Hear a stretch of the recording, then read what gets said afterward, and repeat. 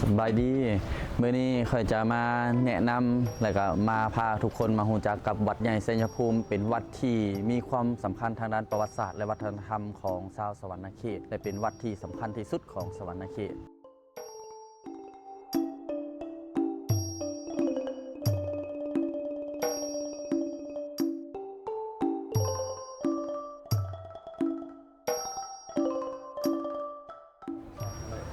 นี่ก็แม่นหอพระเจ้าองค์ตื้อ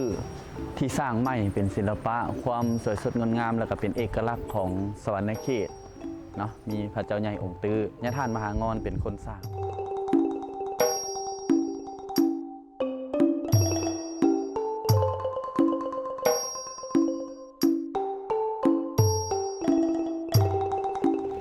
นี่ก็แม่นอยู่ทางด้านในของหอพระเจ้าใหญ่องค์ตื้อนะแล้วก็มีพระเจ้าใหญ่องค์ตื้อที่มี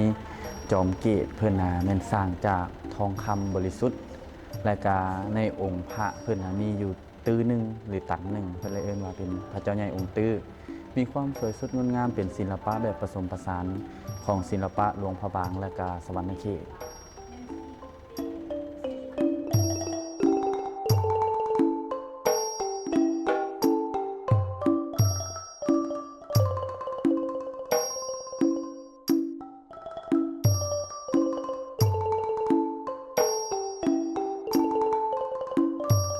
นี่ก็แม่นโรงเรียนศึกษาสงฆ์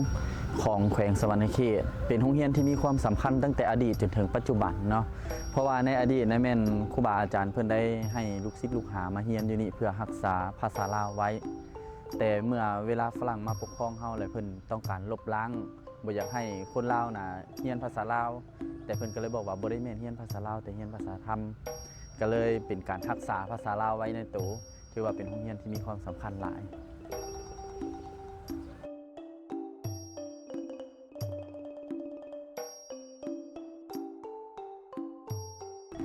มื้อนี้เราก็ได้พาทุกคนมาเที่ยวชมเบิ่งวัดชัยภูมิที่มีความสำคัญทางด้านประวัติศาสตร์และวัฒนธรรมและมีโอกาสมีเวลาจะได้นำประวัติความเป็นมาของวัดชัยภูมิมาเล่าอีกเทื่อหนึ่ง